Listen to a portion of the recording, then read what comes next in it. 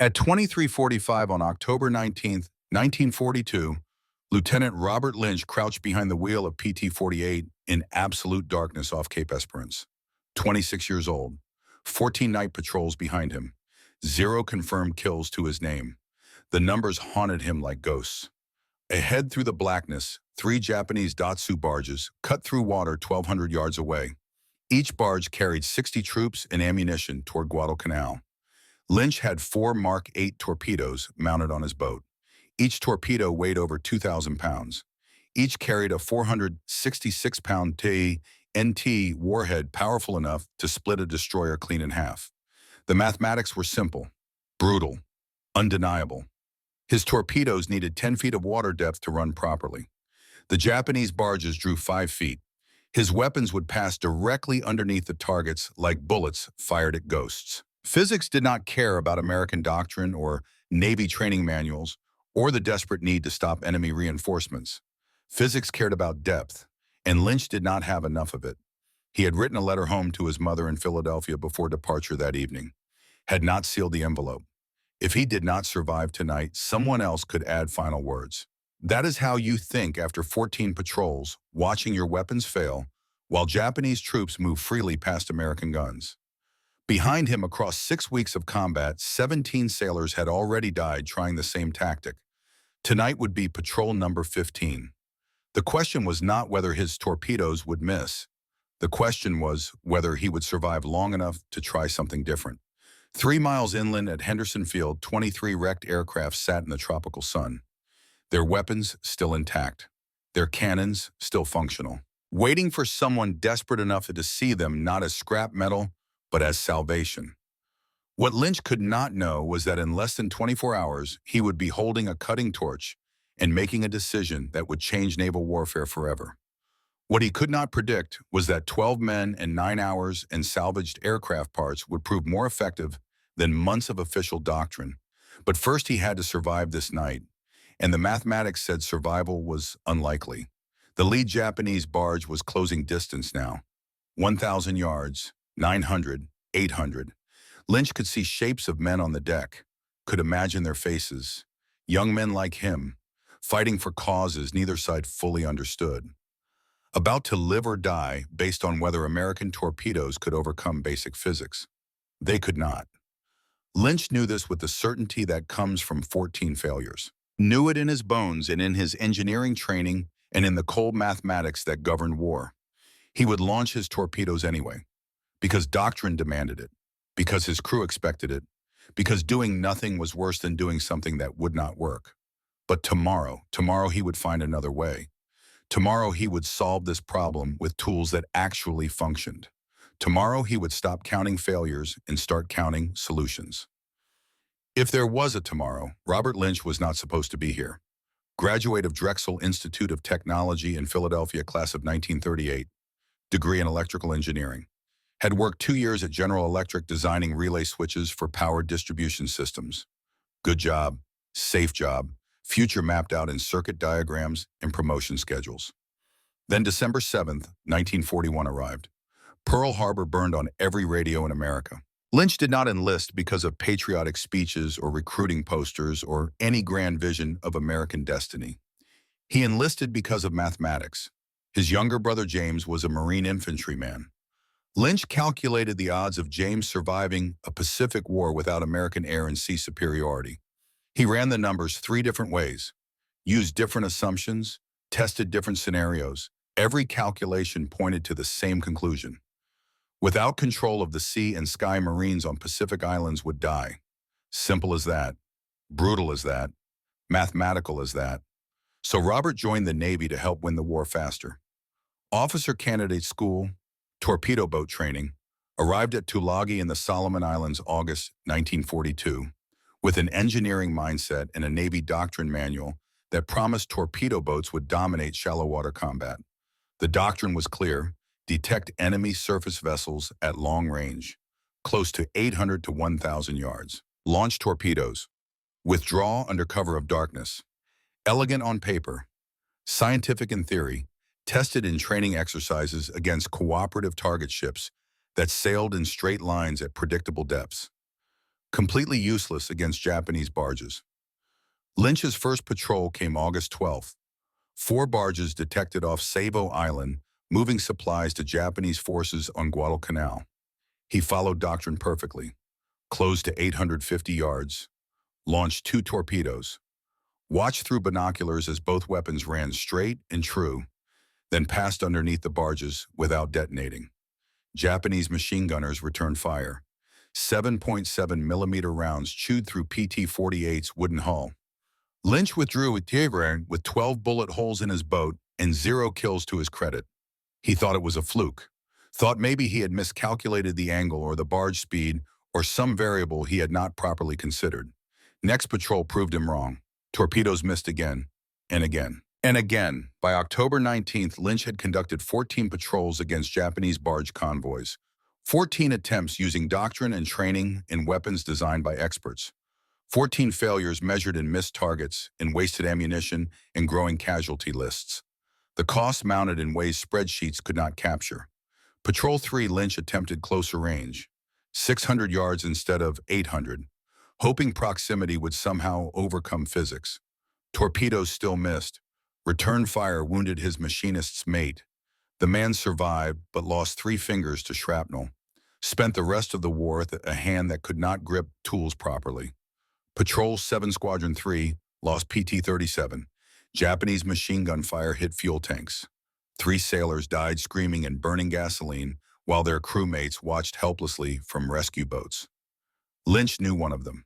Machinist mate second-class Timothy Rodriguez from San Francisco, 22 years old. Body was still being recovered from Iron Bottom Sound when his family received a telegram 2 weeks later. Lynch kept a detailed log that regulations did not require, not for glory or promotion, but for problem solving. Numbers told stories if you knew how to read them.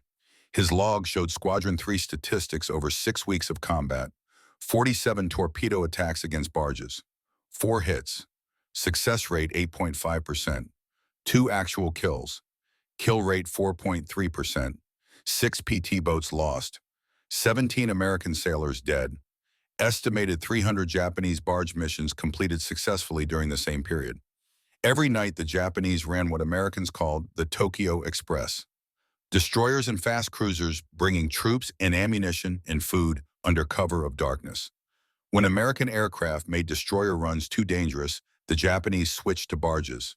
Slower, smaller, harder to detect on radar, and completely immune to PT boat torpedoes. The solution sat 3 miles away at Henderson Field. Sat there in pieces. Sat there waiting for someone to see weapons instead of wreckage. Sat there while American sailors died because proper channels and official doctrine and approved procurement systems moved at peacetime speed in a war that killed at wartime pace. Lynch did not know about the solution yet, would not discover it for another 12 hours, would not act on it for another 18 hours after that. But the mathematics were leading him there. The calculations were pointing toward desperate measures. The numbers were screaming that doctrine had failed and something else had to work, because nothing else was an unacceptable answer. First, though, he had to survive Patrol 14, had to watch his torpedoes miss again, had to return to base with 0 kills and growing desperation, had to reach the point where cutting apart crashed aircraft with no authorization seemed reasonable instead of insane. The breaking point was coming. Lynch could feel it approaching like storm clouds gathering on a summer horizon, could sense it in the way his crew looked at him during briefings, could hear it in the silence after each failed attack. 17 men dead. How many more before someone tried something different? How many more funerals? How many more letters to mothers and wives explaining that their sons and husbands died following doctrine?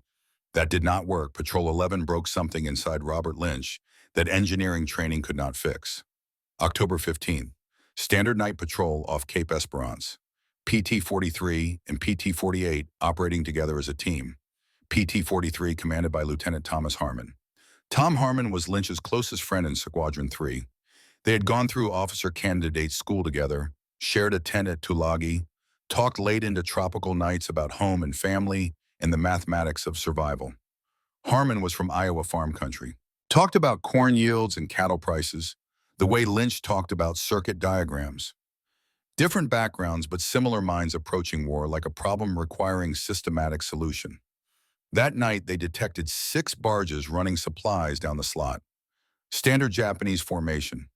Standard American tactics in response. Both boats closed to torpedo range following doctrine exactly. Both boats launched weapons that had never worked before and would not work now. Both boats missed. The Japanese did not miss. Type 92 heavy machine guns opened fire from all 6 barges. Concentrated fire. Disciplined fire. Fire directed by men who had learned over weeks of combat that American PT boats were dangerous in theory, but harmless in practice. 7.7 millimeter rounds raked PT-43's bridge. Lynch watched through binoculars from 600 yards away. Watched tracer rounds draw orange lines across darkness like deadly calligraphy. Watched them converge on his friend's boat. Watched Tom Harmon fall. PT-43 managed to withdraw. Harmon died before they reached Tulagi, bled out from wounds that tore through his chest and abdomen. He was conscious almost to the end. His last words, according to the boat's executive officer, were about corn prices back in Iowa, about harvest season, about home. Lynch attended the funeral service 2 days later, said words he did not remember to Harmon's crew, wrote a letter to Harmon's parents in Des Moines that took 3 hours and felt completely inadequate, tried to explain how their son had died following doctrine, how he had done everything right according to training and regulations and official procedure, how none of that mattered because the weapons did not work. Then Lynch went back to his tent and did what engineers do when emotion overwhelms logic. He calculated 17 sailors dead over 6 weeks. Divide by 42 days equals 0.4 sailors per day. Extrapolate that rate over a full year of operations. 146 deaths, all because American weapons could not hit targets they were specifically designed to destroy. The mathematics were screaming at him now, screaming that something fundamental was broken. That doctrine was killing Americans more effectively than Japanese guns. That continuing to follow procedure was not brave or disciplined, but stupid and wasteful and criminal.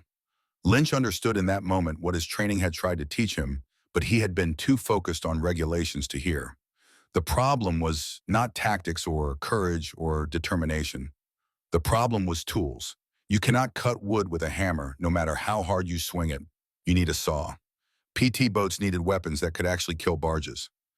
He just did not know where to find them. Not yet. Not until dawn tomorrow, when sleeplessness and grief and desperation would drive him to walk Henderson Field, looking for anything that might work better than nothing. October 20th dawned hot and humid like every dawn in the Solomons. Lynch had not slept after Patrol 14. Could not sleep. Kept seeing Tom Harmon falling. Kept hearing the sound of machine gun fire raking wood and flesh. Kept doing calculations that all pointed toward the same terrible conclusion. American sailors were dying because American weapons did not work. At 0530, he gave up trying to sleep. Walked from his tent toward Henderson Field 3 miles inland, ostensibly to clear his head, to process grief, to find some mental space between memory and duty. Truth was more complicated.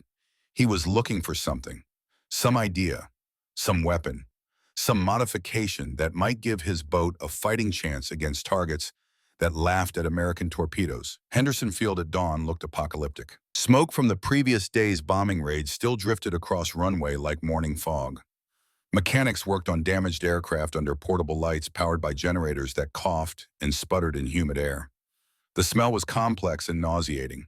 Aviation fuel and burned rubber and tropical rot and human sweat mixing into an odor Lynch would remember for the rest of his life. He walked among the wrecks slowly, counted them like a man counting casualties. 12 F-4F Wildcats. Total losses, wings torn off by bombs or crash landings. Engines destroyed by fire or impact. Fuselages collapsed into twisted aluminum sculpture. 8 P-400 era Cobras showing similar damage. Crashed on landing or caught by Japanese bombs on the ground. Aircraft that cost hundreds of thousands of dollars reduced to scrap metal in seconds of violence. Then he reached the P-39 era Cobra section, 23 aircraft in various states of destruction. But different somehow, still damaged, still unflyable, but different in a way that made Lynch stop and study them more carefully.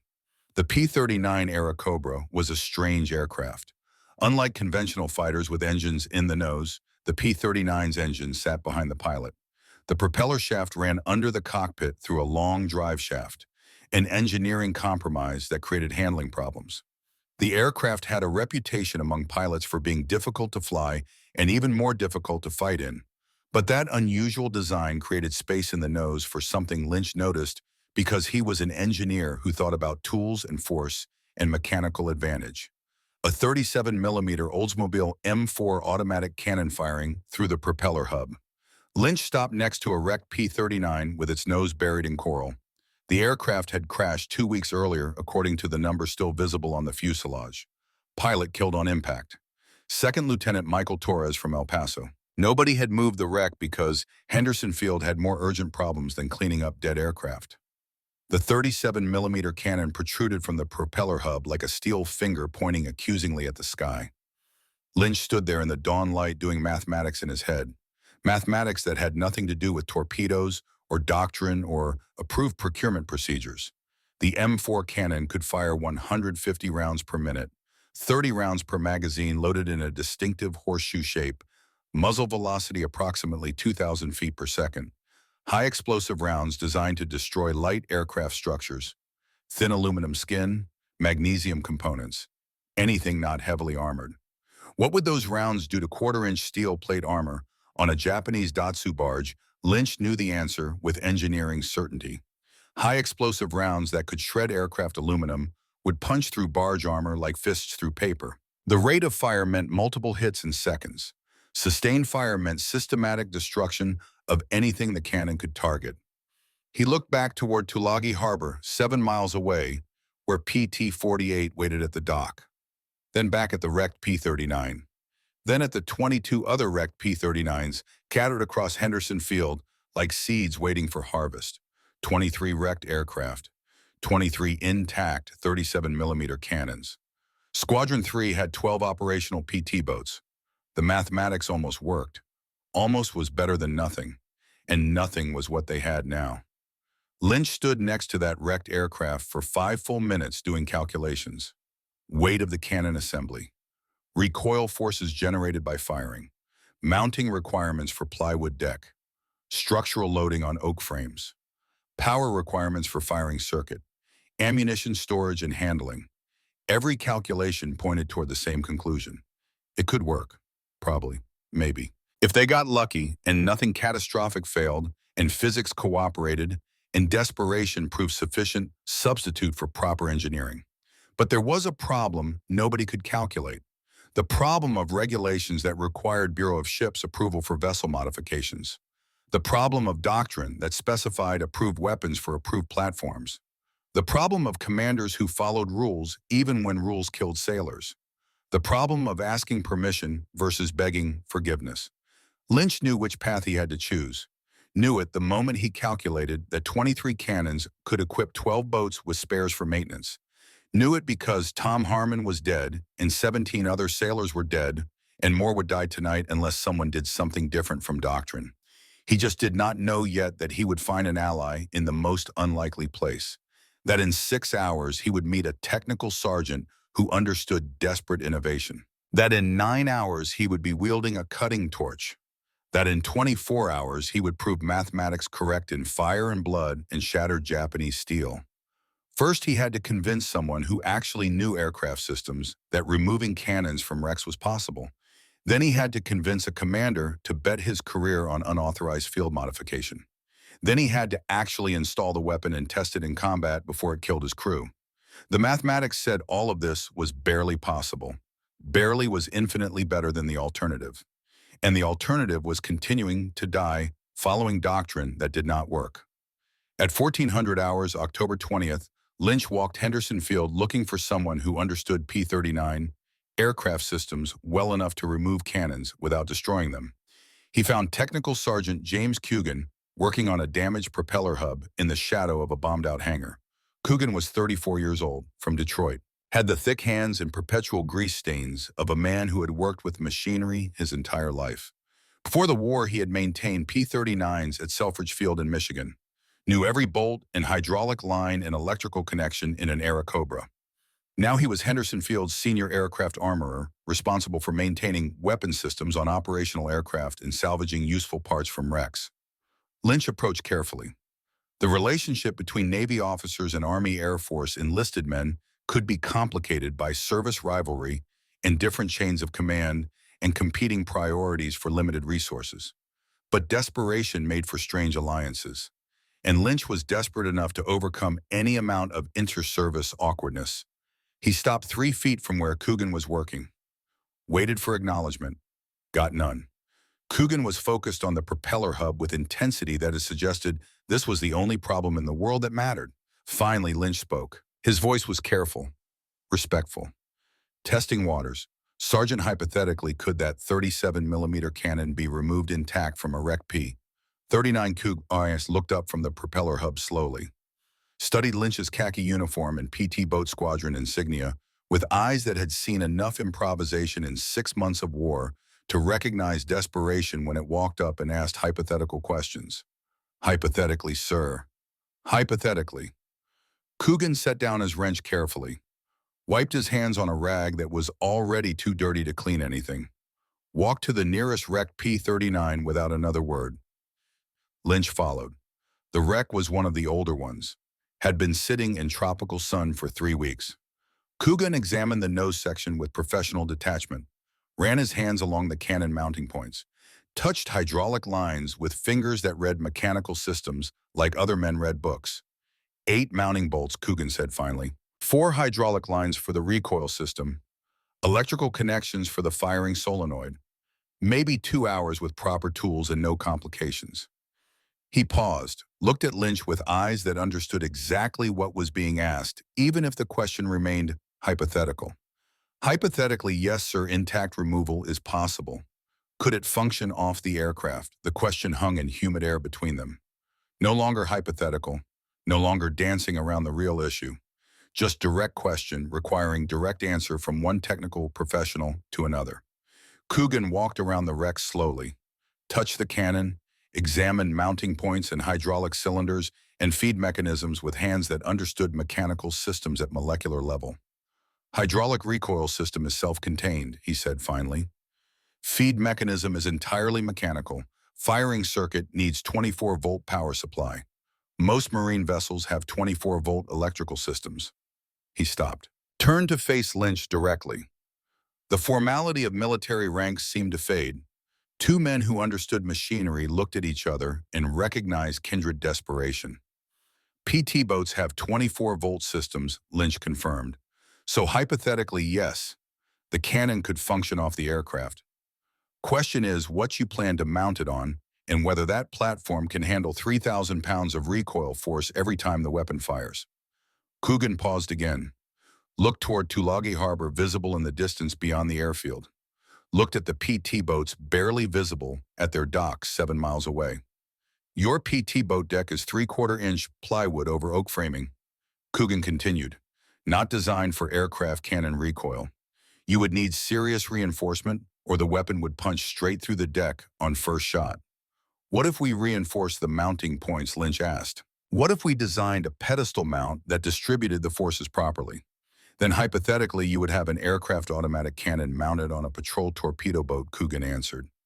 Completely unauthorized, completely outside doctrine, completely insane. He paused one more time, looked at Lynch with expression that mixed professional respect and shared desperation and understanding that wars were won by men who violated regulations when regulations killed people. Hypothetically, sir, how many men are dying because PT boat torpedoes cannot hit shallow draft barges? Lynch met his eyes. 17 so far. More tonight unless we try something different.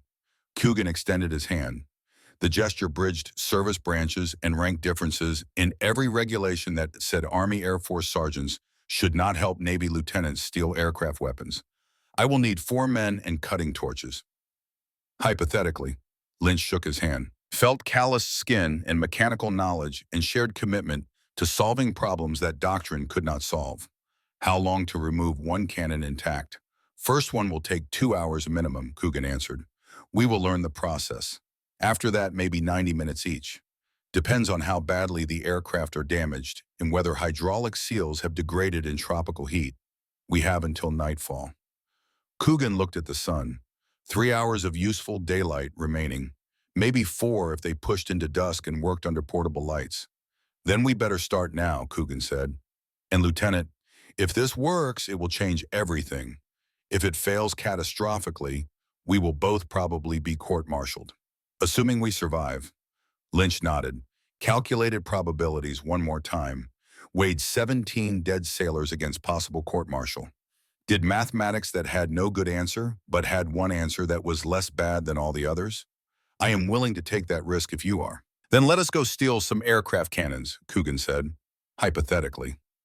They walked toward the wrecks together, two men from different services and different backgrounds, united by understanding that doctrine had failed, that regulations were killing Americans, that desperate times required desperate measures, even if those measures violated every rule and every manual.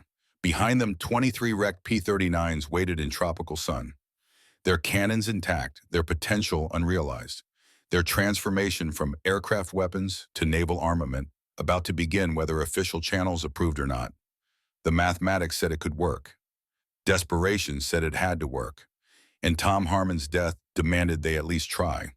But first, Lynch had to convince Commander Alan R. Calvert to authorize what might be the most irregular field modification in U.S. Navy history. And that conversation would determine whether desperate innovation became brilliant success or court-martial offense. Lynch found Calvert in his office at Tulagi Base at 1500 hours.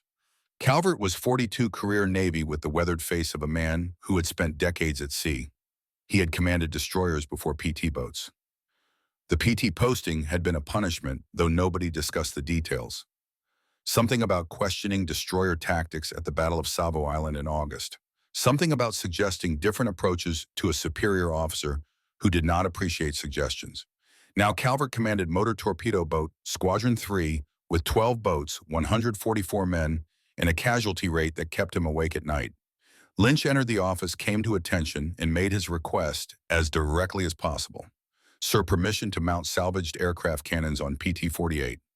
Calvert looked up from paperwork, studied Lynch's face, saw something there that made him set down his pen. Explain. Lynch explained. The P-39 wrecks, the 37mm M4 cannons, the rate of fire and destructive capacity, the potential to engage barges at close range with weapons that could actually kill them, the mathematics that said it could work. He did not mention regulations or doctrine or official channels. Did not need to. Calvert understood what was being asked. Lieutenant regulations are explicit. Modification of Navy vessels requires Bureau of Ships approval. Weapons installation requires Bureau of Ordnance authorization. What you are proposing has neither. Yes, sir. If I authorize this and it fails catastrophically, how many of your crew die? The question was direct, brutal, necessary.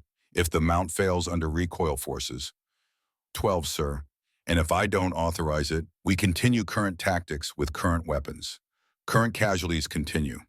Calvert stood, walked to his office window, looked out at PT boats tied up at the dock, looked at them for a long time without speaking. When he turned back to Lynch, his face showed something Lynch had not expected. Not anger or skepticism, but understanding born from personal stakes. Lieutenant, my son is an ensign with Squadron 6. They are scheduled to arrive Tulagi in December. Same boats, same tactics, same barge problem. The revelation hung between them. Commander Calvert was authorizing a modification that might save his own son's life in 2 months, or might establish a precedent that would kill his son if the innovation failed. You have until nightfall, Calvert said quietly.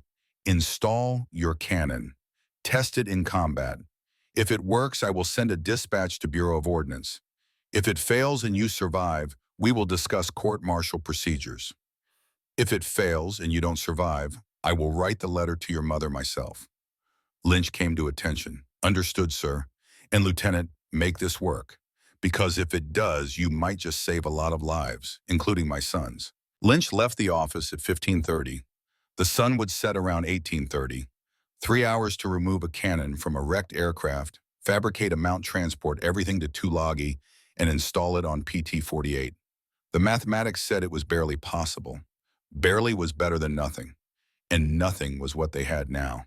He reached Henderson Field at 15:45, found Coogan and 4 PT boat crew members who had volunteered for the job. Mitchell was there, Harmon's best friend, looking for a way to hit back at the forces that had killed someone he loved. They stood together looking at the wrecked P-39s scattered across the field. 23 aircraft, 23 chances, 9 hours until sunset, and a war that would not wait for perfect solutions. Coogan handed Lynch a cutting torch. "Ready when you are, sir." Lynch nodded, walked to the nearest wrecked P-39. The aircraft that would either save his crew or kill them all sat waiting in the tropical heat with its secrets still locked in twisted metal and hydraulic lines. He started cutting, and with that first cut, naval warfare began to change whether the Navy knew it yet or not. The first P-39 they approached had taken a 20-millimeter cannon round through the cockpit 3 weeks earlier. The pilot, Second Lieutenant Michael Torres from El Paso, died on impact. Nobody had moved the wreck because Henderson Field had more urgent problems. Now Torres's aircraft would provide the weapon that might avenge his death. Coogan crawled into the nose section with a wrench set that did not quite match and a cutting torch that sputtered in the humid air. The M4 cannon was mounted to the aircraft's engine reduction gear housing with 8 high-tensile steel bolts. Each bolt required a 15/16-inch socket. Coogan had a 3/4-inch socket. "Close enough in wartime," he muttered. Mitchell crouched beside the wreckage watching Coogan work. Harold Mitchell was 24 from a farm outside Des Moines, Iowa, joined the Navy in 1940 to escape Depression-era poverty that had strangled his family like vines choking corn stalks. He had been on 11 patrols with Lynch, fired thousands of .50 caliber rounds at barges and watched them spark off armor uselessly. He had also been on Patrol 11, had watched Tom Harmon fall, had helped carry Harmon's body back to base. The dead weighed more than the living somehow. Mitchell wanted to make that weight mean something. How long Sergeant Coogan did not look up. However long it takes. Start disconnecting hydraulic lines. Blue fittings. Don't mix them with the red ones or the system won't work. Mitchell crawled into the wreck beside him. The interior smelled of aviation fuel and blood and tropical rot. Torres's blood had dried on the instruments. Mitchell tried not to think about that. Tried to focus on blue hydraulic fittings versus red ones. Removing the cannon required systematic disassembly. Hydraulic recoil lines first. Each line connected with compression fittings that had corroded in tropical heat. Coogan worked them loose carefully. One wrong move and a fitting would snap. They only had 23 chances. Could not afford to waste one. The charging cable came next. Steel cable that ran from the cannon to the aircraft's electrical system. The cable had corroded where it passed through rubber grommets. Coogan cut it carefully, marking the wire gauge and connection points. The ammunition feed chute connected the cannon to the magazine bay behind the pilot. The chute was aluminum bent from the crash. Coogan marked how it connected so he could fabricate something similar later. Finally, the firing solenoid wiring. 24-volt circuit running through a relay system. Coogan traced the wires, carefully sketching a quick diagram on his palm with a grease pencil. Then came the hard part, cutting through the engine mount. The cannon was welded to the engine reduction gear housing at 4 points. Cutting those welds required precision. Cut too shallow and the cannon would still be attached. Cut too deep and they would damage the weapon. Coogan started the cutting torch. The flame roared to life in the confined space. Heat built immediately in the wrecked cockpit. Mitchell backed away, giving Coogan room to work. The first weld cut clean. Orange sparks fountained in the darkness of the wreck. The smell of burning metal joined the other odors. Coogan moved to the second weld point carefully. That is when they discovered the first problem. The second weld point was underneath the engine mount, where a cutting torch could not reach. Coogan tried 3 different angles. None worked. "We need to lift the engine," he said finally. Mitchell looked at the engine. It weighed at least 600 pounds. With what? Anything. Find a jack. Find lumber. Find a way. Mitchell ran to the nearest maintenance tent. Returned 10 minutes later with a hydraulic jack salvaged from a wrecked truck and 2 4x4 timbers. Together they jacked the engine enough to get the cutting torch underneath. The second weld cut, then the third at 17:32 hours after they had started, the first cannon came free. 3 men lifted the 213-pound assembly from the wreckage carefully, hydraulic recoil system still attached. Feed mechanism intact, barrel assembly undamaged. They laid it on the coral beside the runway. Coogan inspected it in the fading light, ran his hands along the hydraulic cylinder, checked the feed mechanism's pals, examined the barrel rifling with a flashlight. Then he found the problem. Hairline crack in the hydraulic recoil cylinder. See this? He pointed to a thin line barely visible in the metal. First shot would blow this system apart. Cannon would recoil without damping. Probably rip right through whatever we mounted it on. 2 hours of work, one usable lesson in how to remove cannons, one weapon they could not use. And the sun was setting. Mitchell felt something inside him crack like that hydraulic cylinder. 2 hours for nothing. Lynch appeared from the direction of the machine shop. He had been coordinating the mount fabrication with Chief Machinist's mate Donald Frey, saw the disappointed faces around the damaged cannon. Problem Coogan explained the crack. Lynch crouched down to examine it, touched the hairline fracture with one finger. Calculated forces and failure modes and probabilities. How many more wrecks are there? 22, sir. Then we keep cutting. Divide into teams. 2 men per aircraft. We need 4 cannons removed by nightfall. 1 will work. Mitchell looked at the setting sun. Maybe 2 hours of daylight remaining. 4 cannons in 2 hours when the first one took 2 hours? Sir, the mathematics. I know the mathematics. Lynch cut him off. I also know 17 men are dead because we followed doctrine instead of solving problems. Start cutting. They divided into teams. Coogan and 1 crew member on the second P-39. Mitchell and another sailor on the third. 2 Henderson Field mechanics on the fourth. Racing sunset. Racing tomorrow's patrol. Racing death. The second aircraft had been sitting in tropical heat for 11 days. When Coogan tried to remove the hydraulic lines, they had congealed into rubber cement. The seals had degraded. Hydraulic fluid had turned into syrup that oozed slowly from broken connections. We need penetrating oil, Coogan announced. Henderson Field has no penetrating oil, someone replied. Then get aviation gasoline. It will break down the seals. They doused the hydraulic connections with avgas. Waited 20 precious minutes. The bolts came loose barely. The hydraulic lines disconnected grudgingly. But they disconnected. Mitchell's team faced different problems. Their P-39 had crashed nose first into coral. The impact had driven the cannon back into the engine mount, jamming everything together. They could not reach the bolts, could not access the hydraulic lines, could not get the cutting torch into position. We need to pull the nose out of the coral, Mitchell decided, with what his partner asked. Truck and chain, same way farmers pull stumps. They rigged a 6x6 truck to the tail section. Gunned the engine. The chain went taut. The aircraft groaned. Metal screamed. Then slowly, grudgingly, the nose section pulled free of the coral with a sucking sound like the earth giving up its dead. The impact had damaged the cannon mount. 2 of the 8 bolts had sheared off, but the weapon itself looked intact. By 1815, 3 teams had cannons lying on the coral. The 4th team was still cutting when the sun touched the horizon. Coogan inspected the 3 extracted weapons quickly. Time was gone. They had to move.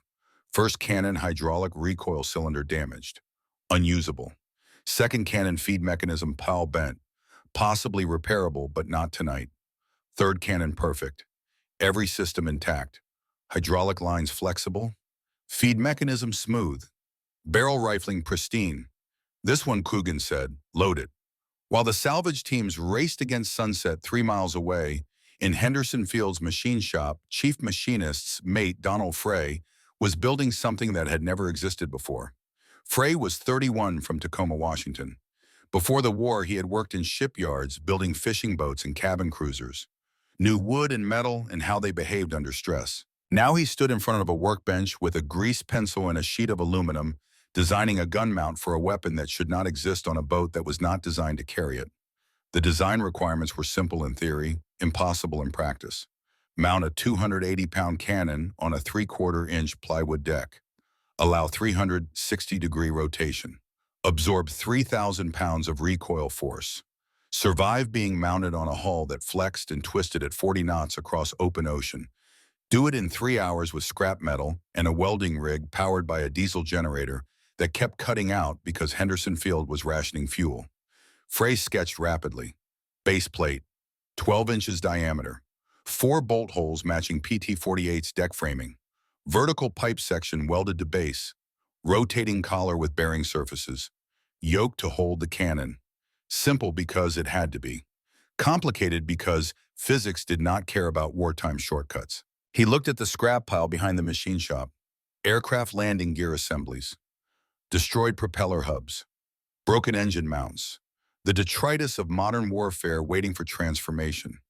Frey selected a landing gear strut from a wrecked F-4F Wildcat, heavy steel, already machine smooth, cut it to 12 inches with a hacksaw. That would be his base plate. For the vertical pipe section, he chose a piece of hydraulic cylinder housing, 3-inch diameter, thick walls, could handle torsion loads. The rotating collar was trickier. Needed bearing surfaces smooth enough to rotate under load, but not so smooth the cannon would swing freely. He found a section of propeller hub with bronze bushings still intact. Perfect. At 1815, as the salvage teams were examining their third extracted cannon, Frey started welding. The generator powering the arc welder kept cutting out. Diesel rationing. Henderson Field needed fuel for aircraft and trucks more than machine shops. So Frey welded in 5-minute intervals. Let the generator cool. Welded again. Each weld had to be perfect because lives depended on this ugly piece of field expedient engineering. Base plate took 40 minutes. 4 precise welds attaching the vertical pipe, each weld examined carefully. Each one strong enough or the whole mount would fail. Vertical pipe section took 30 minutes. Welding it to the base plate required proper penetration. Too shallow and the pipe would snap under recoil. Too deep and he would weaken the base plate. The rotating collar took an hour because the bearing surfaces had to be machine smooth. Frey had a lathe that worked intermittently and cutting tools worn from months of tropical use. He machined carefully, measured constantly, checked tolerances with micrometers calibrated in better times. At 2100 hours, 3 hours after he had started, Frey stepped back and looked at his creation. It looked like something built in a high school shop class. Welds ugly, paint scorched. The rotating collar had 3 degrees of wobble that made his machinist's soul weep. But it would hold a 280-pound cannon, would rotate, would absorb recoil. Probably. But there was something Frey had not told anyone. Something he had calculated but kept to himself because saying it out loud might stop the whole operation. His wife Margaret was pregnant back in Tacoma. Due date January 20th, 1943. 3 months away. The letter announcing the pregnancy had arrived 2 weeks earlier. Frey had read it 17 times. She was scared. The pregnancy was difficult. Doctor concerned. She needed him home. But Frey was here 3,000 miles in a war away welding a mount that 12 men would bet their lives on. If the mount failed catastrophically, 12 wives would receive telegrams. Margaret might join them someday if this innovation spread and her husband's faulty engineering killed someone. He looked at his crude welds and thought about widows, thought about children growing up without fathers, thought about his own child who would be born in 3 months to a mother who needed him there. Engineering calculations did not account for these variables. Math did not measure the weight of responsibility when you built something designed to keep people alive. Frey touched one of the welds, still hot from the torch.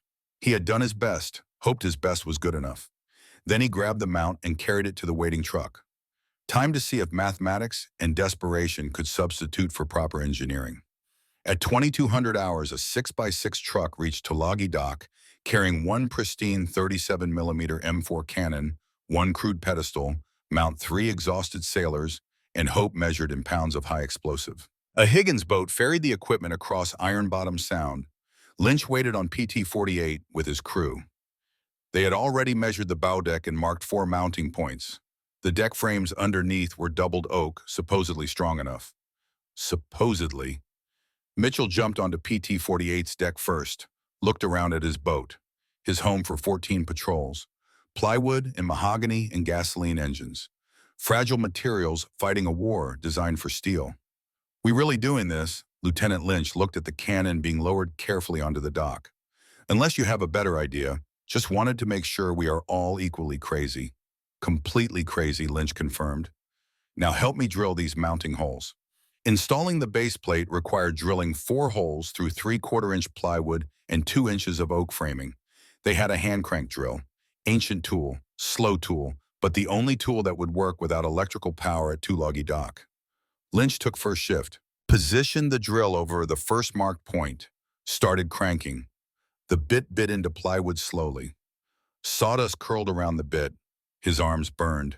Someone switched with him after 5 minutes. Then someone else, rotating through crew members because one man could not crank for 30 minutes straight. First hole took 30 minutes. 3 more to go.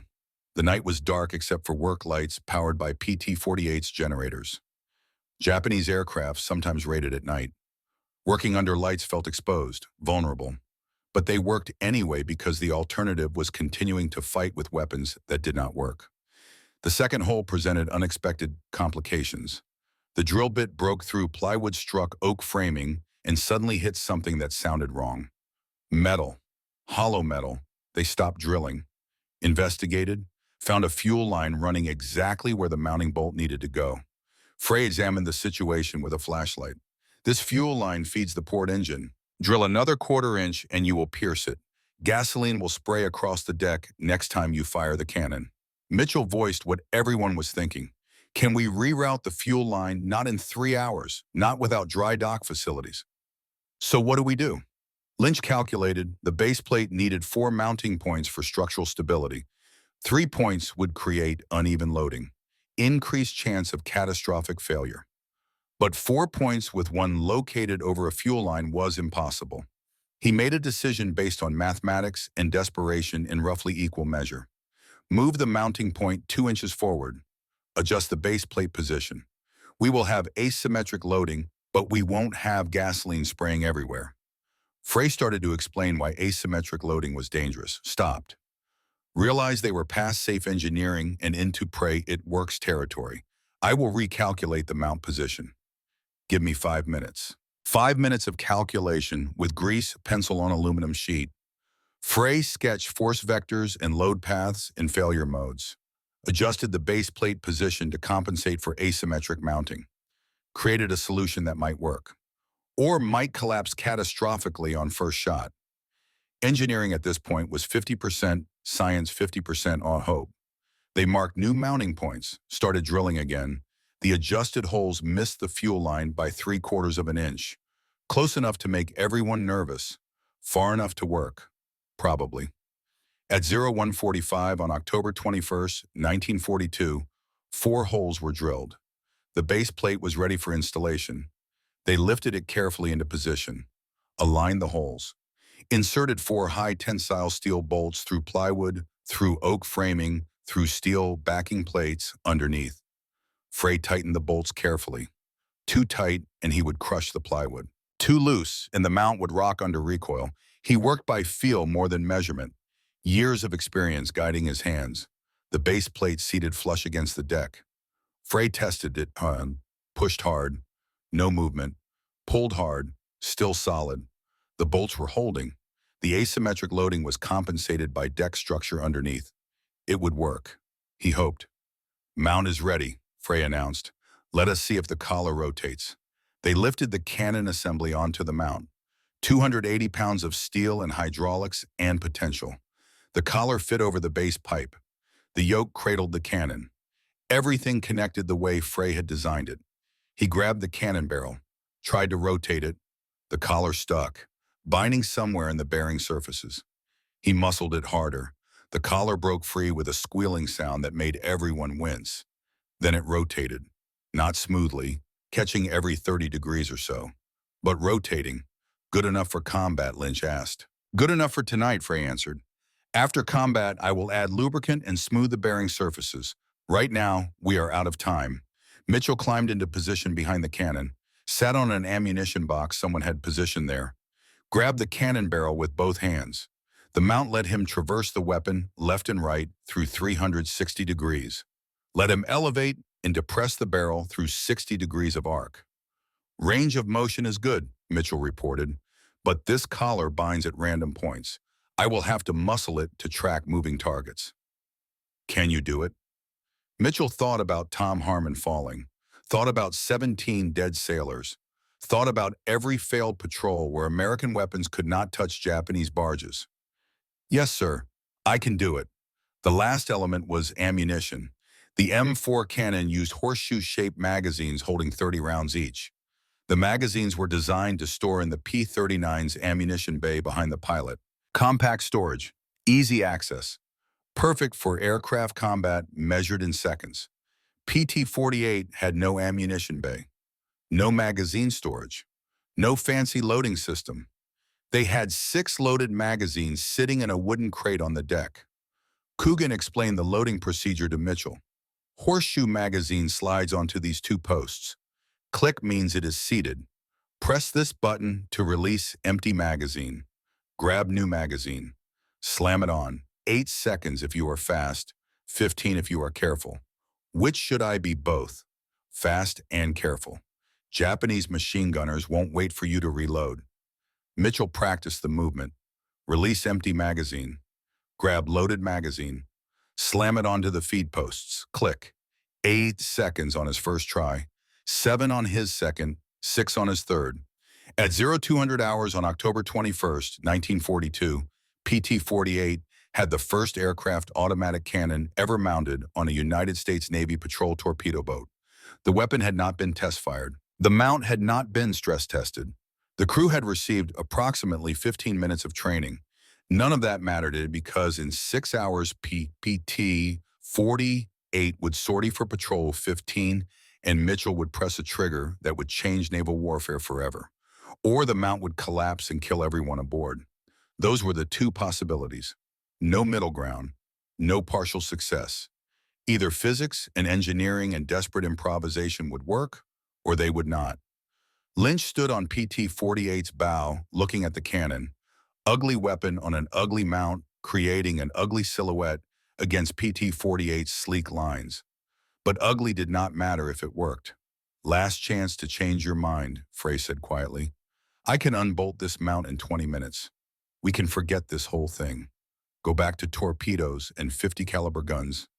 And doctrine. Lynch thought about Tom Harmon, about 17 dead sailors, about his brother James fighting somewhere in the Pacific depending on American ships to control the seas, about Commander Calvert's son arriving in 2 months to face the same barge problem with the same inadequate weapons.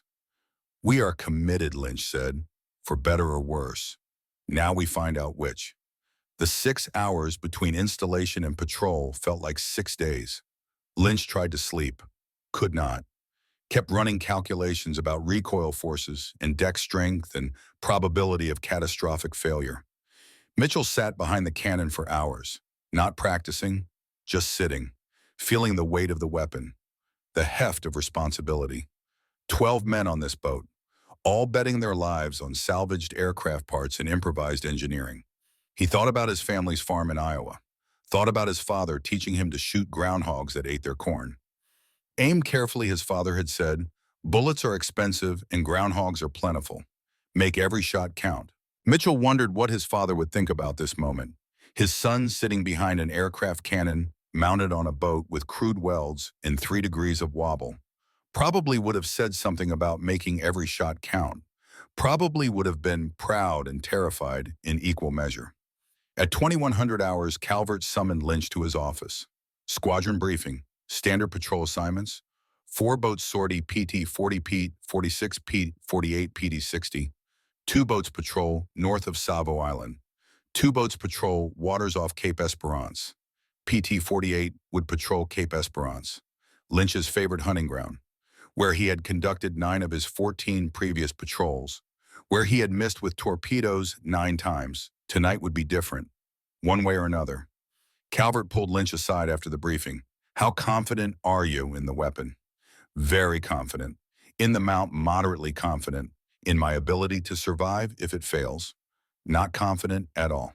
That is honest, at least. Calvert handed Lynch an envelope. If you don't come back, this goes to your mother. If you do come back with that cannon still attached and functional, this goes to Bureau of Ordnance. Choose which letter gets sent. Lynch took both envelopes. Did not open either. Understood, sir. And Lieutenant, for what it is worth, you are either the bravest man I have commanded or the craziest. Time will tell which. Probably both, sir. At 2200 hours Pacific Time 48 departed Tulagi. Mitchell sat behind the cannon on the bow, 6 loaded magazines stacked beside him, each magazine 40 pounds, 180 rounds total. Lynch had calculated that was enough for 3 barge engagements. After that, they would be out of ammunition and back to torpedoes that did not work. Make every shot count, Mitchell thought, his father's advice echoing across 3,000 miles. The night was overcast. No moon, visibility approximately 200 yards in ambient starlight. Sea state calm. PT-48 ran on 2 engines at 15 knots to reduce noise signature. Japanese barges could be anywhere in the darkness, listening for American engines, waiting to spring ambushes. Mitchell charged the cannon using the manual charging handle Coogan had showed him. The mechanism worked smoothly. First round seated in the chamber. He flipped the safety off. The weapon was ready to fire. Nobody knew what would happen next. At 23:55 hours Pacific Time, 48's radar operator detected surface contacts bearing 320 degrees at 4,000 yards. 4 contacts. Speed approximately 8 knots. Course toward Guadalcanal. Lynch altered course to intercept. His hands were steady on the wheel, but his mind was calculating probabilities. 4 contacts meant 4 barges. Standard formation. Each barge carried 60 troops or 8 tons of supplies. If PT-48 could destroy even 2 barges, that was 120 fewer enemy troops reaching Guadalcanal. If the cannon worked, the contacts grew larger on radar. 3,000 yards, 2,500, 2,000. Lynch could see them now. 4 Type A Datsu barges in line formation, each 49 feet long with a 14-foot beam, powered by single diesel engines that chugged audibly across calm water. Each barge carried a Type 92 heavy machine gun mounted amidships. Lynch had faced those guns 14 times before, knew their rate of fire, knew their accuracy, knew they could kill. The question was whether his improvised weapon could kill faster. At 1,000 yards, the lead Japanese barge detected PT-48. The Type 92 machine gun opened fire. 7.7 millimeter rounds stitched the water 30 yards short of the PT boat. Tracer rounds drew orange lines across black water, like fingers reaching for American wood. Lynch maintained course. Committed now. No turning back. Either the cannon worked or they died trying to make it work. Mitchell's hand found the trigger. The cannon was aimed at the lead barge. The mount was wobbling 3 degrees just like Frey had warned. The deck was flexing under his weight. He thought about Tom Harmon, about 17 dead sailors, about his father in Iowa and groundhogs eating corn and making every shot count. At 800 yards, Lieutenant Robert Lynch gave the order that would change everything. Fire when ready. Mitchell pressed the trigger. The 37 millimeter cannon roared. Muzzle flash lit the entire bow deck white. Instant daylight in absolute darkness. The recoil drove the gun backward in its mount. The deck flexed under forces it was never designed to handle. Plywood bowed, oak frames groaned. The pedestal mount held. Barely. Mitchell kept his finger on the trigger. The M4 cycled at 150 rounds per minute, 2.5 rounds every second. The horseshoe magazine held 30 rounds. He emptied it in 12 seconds of sustained fire that felt like 12 hours. The sound was not the sharp crack of rifle fire, not the rapid chatter of 50 caliber machine guns. This was deeper, hammering. A rhythmic thump, thump, thump felt in chest cavities and bone marrow. Each shot a physical blow to everyone aboard PT-48. The muzzle flash blinded the crew between shots. Lynch at the wheel could not see the target, could only maintain course and pray his crazy idea was working. The radar operator crouched behind his console with hands over ears. The engine room crew felt the deck shudder with each round and wondered if the boat was tearing itself apart. Mitchell could see, had to see, was looking directly down the barrel at the lead Japanese barge 800 yards away. High explosive rounds hit the barge along its waterline. Each round exploded on impact. Physics that Lynch had calculated proved correct. Rounds designed to destroy thin aluminum aircraft structures punched through quarter-inch steel plate armor like fists through paper. The first 3 rounds penetrated the barge hull, created 12-inch holes, sprayed shrapnel through the interior. The 4th round detonated inside the troop compartment where 60 Japanese soldiers sat. The barge's diesel fuel tank ignited. Orange flame erupted from the center of the barge. Not a gradual fire building from spark to blaze. Instantaneous combustion. Fuel vapor igniting in confined space. The explosion was visible for miles. A second sun rising on black water. Men jumped into the water, silhouettes against fire, backlit by their own destruction. The barge continued forward for another 50 yards driven by momentum and dying engine. Then it settled by the bow, stopped, burned. Mitchell yanked the empty magazine off the cannon. The horseshoe feed system came away clean. No jam, no malfunction. The improvised weapon had fired 30 rounds without failure. He grabbed the second magazine from the deck, slammed it onto the feed post, heard the click that meant it was seated properly. 8 seconds. In combat, 8 seconds was eternity. 8 seconds where Japanese machine gunners could aim, could fire, could kill. But the second barge in the Japanese formation was already turning. Hard to port, attempting to escape, attempting to run. PT-48's helmsman followed. Lynch closed to 600 yards, called back to Mitchell without taking his eyes off the target. Fire. Mitchell fired. 30 rounds in 12 seconds. High explosive death delivered at 2,000 feet per second. 22 rounds hit the target. The barge's armor stopped the first 5. Momentum and angle dissipating force. The 6th round penetrated, found weakness, exploited it. The 7th round found something volatile. The barge exploded, not burned, exploded. The blast was visible from Henderson Field 3 miles away. Ammunition cook-off, secondary explosions. The barge disintegrated into burning fragments that rained down on black water like falling stars. The 3rd and 4th barges scattered. One turned north towards Savo Island, one south toward Guadalcanal. PT-48 pursued the southern barge. Mitchell loaded his 3rd magazine. His hands were shaking now. Not from fear, but adrenaline. The weapon was working. After 14 patrols of failure, they had a weapon that actually killed targets. The mount's rotating collar was binding from heat expansion. Bearing surfaces that Frey had machined were wearing under combat stress. Mitchell had to muscle the gun to track the fleeing target. Used physical strength to overcome mechanical resistance. Sweat ran down his face, mixed with salt spray, with gun smoke, with the smell of cordite and burning diesel in victory. At 700 yards, he fired the 3rd magazine. The barge returned fire with its Type 92 heavy machine gun. 7.7 millimeter rounds hit PT-48's bow. One round punched through the plywood deck 18 inches from Mitchell's position. He heard it, felt the deck shudder, did not stop firing. The 37 millimeter rounds walked up the barge from stern to bow. Methodical, mechanical, inevitable. The barge's engine died, lost power, lost way, drifted. Men were abandoning ship, jumping into water, swimming away from destruction. The barge did not sink, but it was no longer combat effective, no longer a threat, no longer capable of delivering 60 troops to Guadalcanal. At 0020 hours, October 21st, 1942, PT-48 broke off the attack. Mitchell had fired 90 rounds from the 37 millimeter cannon. 3 magazines, 3 engagements. The weapon had not jammed. The mount had not failed.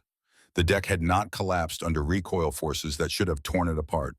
2 Japanese barges destroyed, 1 disabled, 0 American casualties. Lynch radioed Commander Calvert at Tulagi. The transmission was brief, professional, understated in the way men communicate when emotion threatens to overwhelm language. Salvaged aircraft cannon functional. 2 enemy vessels destroyed, 1 damaged. Mount requires reinforcement after stress testing. Request permission to continue operations. Calvert's response came through static and distance. His voice was careful, controlled. But Lynch could hear something underneath the professional tone. Relief, vindication, hope. Permission granted. Return to base for mount inspection. And Lieutenant, well done. PT-48 turned toward Tulagi. Behind them, 3 Japanese barges burned or drifted. Ahead, Henderson Field held 22 more wrecked aircraft. 22 more cannons. Squadron 3 had 11 more boats that needed weapons that actually worked. The mathematics were about to change. Dramatically. Permanently. Whether official channels approved or not. Mitchell stepped back from the cannon, His hands were still shaking. He looked at the weapon that had just proven mathematics correct. Crude mount, salvaged parts, improvised installation, and 3 dead barges in 12 seconds of sustained fire. Lieutenant, it worked. Lynch did not celebrate, did not allow emotion to overcome engineering discipline. He immediately inspected the mount for stress damage, found what he expected and what he feared. The bearing collar was scored from heat generated by rapid rotation under load. 3 weld points showed hairline cracks where force concentration exceeded design limits. The base plate was bent slightly from asymmetric loading.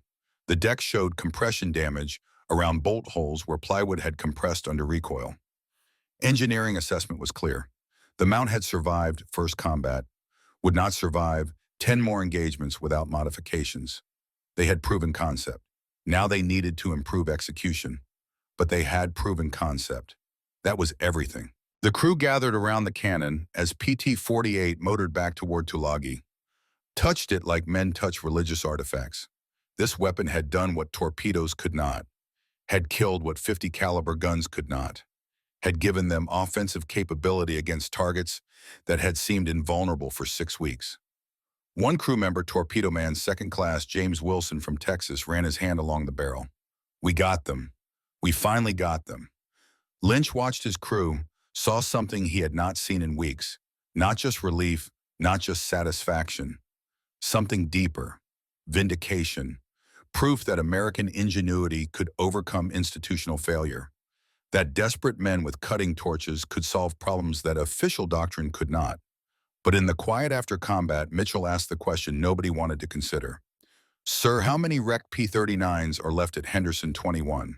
Why Squadron 3 has 12 boats. 24 boats across South Pacific Theater. We just proved this works. Everyone will want cannons now, he paused. Let the implication hang in salt air between them. Arithmetic says we do not have enough wrecks. Lynch understood immediately. Successful innovation creates new problems. They had solved the tactical problem of how to kill barges. Now they faced the logistical problem of limited supply. 21 usable cannons for dozens of boats that would demand them. The mathematics that had seemed promising hours ago now seemed insufficient. They had opened a door. Now they had to figure out how to walk through it when the door was not wide enough for everyone who needed passage. But that was tomorrow's problem. Tonight they had proven something that mattered. They had shown that solutions existed outside official channels, that desperate measures could succeed where approved doctrine failed, that 17 dead sailors might be the last casualties of a problem that no longer had to exist. Tomorrow they would figure out supply chains and production and how to equip an entire squadron with weapons salvaged from crashed aircraft. Tonight they would return to base and report success measured in burning barges and 0 American casualties. The mathematics would have to adjust. But at least now there was something to calculate beyond failure rates and casualty projections. 0300 hours, October 21st. Every PT boat commander in Squadron 3 was at Tulagi headquarters demanding aircraft cannons for their boats. Word had spread through informal channels, radio chatter, crew gossip, the fastest communication network in any military organization built on hope and desperation. Lynch's single combat action had destroyed more barges than the entire squadron had managed in the previous month. The statistics were undeniable. The proof was burning in waters off Cape Esperance. The innovation worked. Commander Calvert faced a decision that would define his career and possibly end it. Proceed with unauthorized mass installation of weapons that violated every regulation. Or wait for Bureau of Ordnance approval that might take months, while Japanese barges continued delivering troops unopposed. He chose action over procedure, survival over regulation. By 0600 hours, 3 crews were walking Henderson Field with cutting torches and determination. The salvage operation that had started as desperate improvisation was becoming systematic procedure. The learning curve was steep but rapid. First cannon removal had taken 2 hours. Second took 90 minutes. Third took 70 minutes. By the 4th extraction, they had refined the process to 55 minutes. Teams learned which bolts to remove first, which hydraulic lines could be cut versus carefully disconnected, which electrical connectors required preservation versus which could be sacrificed. The work became methodical, professional, efficient. Technical Sergeant Coogan established quality control procedures. Each extracted cannon was inspected before acceptance. Hydraulic recoil cylinders checked for cracks. Feed mechanisms tested for smooth operation. Barrel rifling examined for wear. Only weapons that passed inspection were cleared for installation. October 22nd, PT-40 received a cannon. October 23rd, PT-46 and PT-60 were equipped. By October 25th, 8 boats in Squadron 3 operated with 37mm weapons. Henderson Field was being systematically stripped. 23 wrecked P-39s became 17, then 12, then 6. Each extraction removing one more chance to equip another boat. The mathematics of scarcity were becoming real. But something else was happening simultaneously. Chief Machinist's mate Donald Frey was learning from failure. After examining PT-48's mount following first combat, Frey identified every weakness. The bearing collar scored from friction and heat. Weld points stressed by asymmetric loading. Base plate geometry creating uneven force distribution. These were not acceptable casualties of combat. These were engineering failures requiring systematic correction. Frey refined his design with each installation. Added bronze bushings salvaged from aircraft wheel assemblies. The bushings reduced friction in the rotating collar, allowed smoother traverse under combat stress, reinforced base plate wells with crossbar construction, modified yoke geometry to distribute recoil forces evenly across all mounting points, increased bearing surface area by 40%. The second generation mounts rotated smoothly under combat loading. Did not bind, did not score, did not show stress fractures after repeated firing. Frey's crude improvisation was evolving into professional engineering. But Frey carried weight that calculations could not measure. His wife Margaret was pregnant back in Tacoma, due date, January 20th, 1943, 3 months away. Every letter from home reported difficulties, doctor's concerns, her fear, her need for him to be there. Instead, he was here, welding mounts that 12 men would bet their lives on. If any mount failed catastrophically, 12 wives would receive telegrams. Margaret might join that number someday if this innovation spread and his engineering proved inadequate. He worked 16-hour days improving designs. Other machinists questioned the obsession. Frey's explanation revealed everything about why some men succeed where others merely try. First mount held because we were lucky. Second mount needs to hold because engineering is sound. 12 men sit behind each cannon. Their wives do not want luck. They want mathematics. Personal stakes drove professional excellence. Fear for his own wife motivated precision that would protect other wives. The connection was direct, visceral, undeniable. By November 1st, Frey had installed 14 mounts, 0 failures in combat, 0 malfunctions, 0 catastrophic collapses. The mathematics were holding because one machinist understood that numbers represented human lives. October 25th brought success and crisis in equal measure. 4 PT boats now operated with cannons. Combat reports documented devastating effectiveness. 14 barges destroyed in 5 patrol nights. 6 more damaged. Japanese supply operations were being disrupted systematically. But ammunition consumption exceeded all predictions. Each boat carried 6 magazines.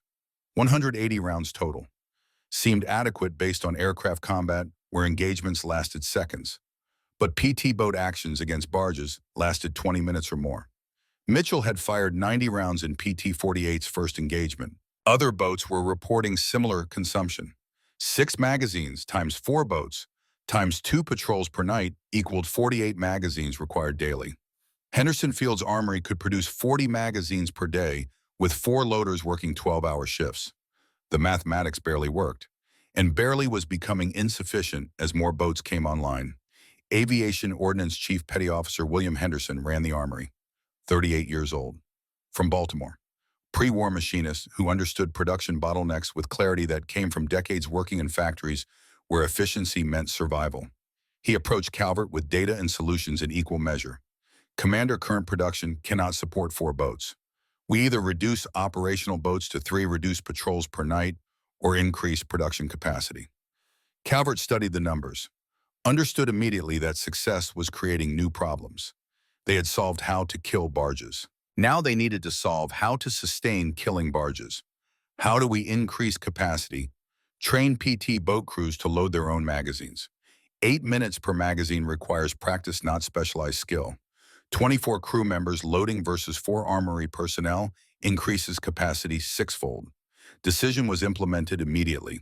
PT boat gunners' mates began cross-training on magazine loading. Within 1 week, the bottleneck was eliminated. Ammunition production matched consumption. The mathematics stabilized. But the solution revealed something important about successful innovation. Technical capability meant nothing without logistical support. The best weapon in the world was useless if you could not feed it ammunition. Success required solving not just the primary problem, but every secondary problem the solution created. Combat experience accumulated rapidly. 8 boats conducting nightly patrols generated data faster than any training exercise could provide. Crews learned through success and failure what worked and what killed. Old doctrine had been simple. Detect at long range, close to torpedo range, launch, withdraw. That doctrine assumed torpedoes would work. When they did not, the doctrine became suicide manual. New doctrine emerged from combat experience. Paired boat tactics. One boat with cannon closed to 400 yards and engaged. Second boat provided suppressive fire with 50 caliber machine guns and stood ready for torpedo shots if larger Japanese vessels appeared. The paired tactics maximized firepower while minimizing risk, gave boats mutual support, created tactical flexibility that single boat operations could not achieve. Crews also learned target-specific tactics through trial and error measured in burning barges. Fuel tanks. 2 to 3 hits caused catastrophic fires. Guaranteed kills, engine compartments. 4 to 5 hits disabled propulsion. Created drifting targets, waterline hits below armor. Most reliable for actually sinking rather than just damaging barges. The knowledge spread through informal networks. Successful tactics were copied. Failed approaches were abandoned. PT boat crews were creating new doctrine in real time based on what actually worked rather than what manuals said should work. Japanese forces noticed the change immediately.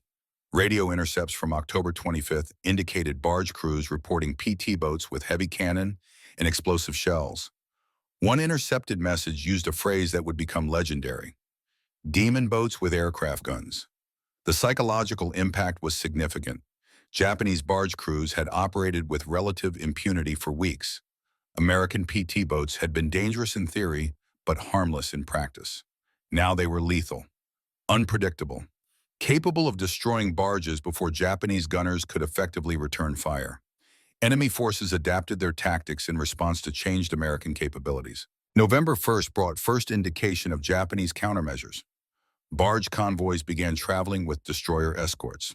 The destroyers would engage PT boats at long range with 5-inch guns while barges scattered. PT boats could not fight destroyers effectively. The 37mm cannon was devastating against barges with 1/4-inch armor. Against destroyers with 3-inch armor plate, completely ineffective. The tactical balance was shifting again.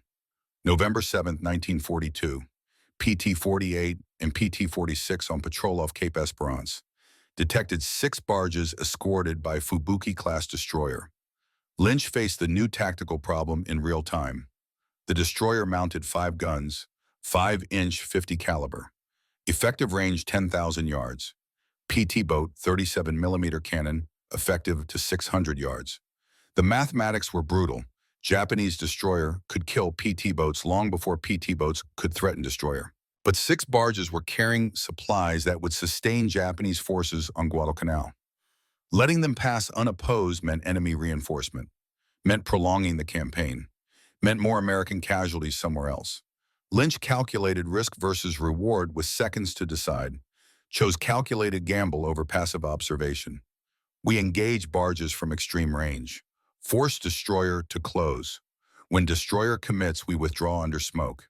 Execution was precise, professional, desperate. At 01:45 hours, both PT boats closed to 800 yards on the barges. Mitchell fired from maximum effective range. Accuracy was reduced but kept PT boats outside destroyer's effective firing solution. 1 barge destroyed, 2 damaged. Good results measured against impossible odds. The destroyer opened fire at 6,000 yards. 5-inch shells bracketing PT boats, creating waterspouts. missing by margins measured in feet rather than yards. Both PT boats laid smokescreens, withdrew at maximum speed, 40+ knots, zigzagging, making targeting solutions impossible. 0 casualties, 1 barge destroyed, 2 damaged. Mission success by narrowest of margins. But the engagement revealed limitations. 37-millimeter cannons were devastating against barges, inadequate against destroyers. The innovation had solved one problem. Japanese adaptation created new problems requiring new solutions. That night, Lynch wrote in his log the question that would shape next phase of innovation. What happens when improvised solutions meet prepared enemies? How do we maintain advantage when opponents adjust their tactics? The answers would come, but they would require months of development and official support from channels that had not yet acknowledged the field modification existed. November 18, 1942, Commander Motor Torpedo Boat Squadron South Pacific reviewed after action reports from Squadron 3. The statistics were impossible to ignore. 8 patrols with cannon-equipped boats, 23 Japanese barges engaged, 14 barges destroyed, 6 damaged, 3 escaped, 0 PT boats lost in those actions. Compare that to previous 6 weeks without cannons, 47 patrols, 31 barges engaged, 4 destroyed, 6 PT boats lost. The data was definitive. The field modification worked. Dramatically. Undeniably. Commander Motor Torpedo Boat Squadron South Pacific sent classified dispatch to Bureau of Ordnance in Washington. The dispatch detailed everything: field modification procedure, combat results, mount design using phrase technical drawings, ammunition consumption data, maintenance requirements, everything needed for institutional adoption. The request was direct: official approval for installation, formal procurement of M4 cannons for PT boat use, recognition that field innovation had solved tactical problem that official doctrine could not. Bureau of Ordnance received the dispatch November 23rd. Normal procurement process would take months. Design review, safety analysis, procurement planning, production scheduling, bureaucracy moving at peacetime speed in the middle of war. But combat results from Guadalcanal were undeniable. PT boats with 37-millimeter cannons were destroying Japanese barges at unprecedented rates. The field modification worked. The question was whether institutional process could respond fast enough to matter. The answer would take 18 months. October 1942 to January 1944. From first combat test to factory standard equipment. The timeline demonstrated both how successful innovations could transform doctrine and how slowly institutions moved even when lives depended on speed. But something was happening in Pacific Theater that would not wait for official approval. Something that would prove necessity remains the mother of invention, regardless of what regulations permit. December 12, 1942. Motor Torpedo Boat Squadron 6 arrived Tulagi from stateside deployment. 12 boats, fresh crews, standard armament, twin 50 caliber turrets, 20-millimeter Oerlikon cannons, 0 37-millimeter aircraft guns. Squadron 6's commanding officer, Commander Preston Hamilton, was 44 years old. Career Navy. By the book officer who believed regulations existed for good reasons. He reviewed Squadron 3's combat reports with professional skepticism that came from decades following proper procedure.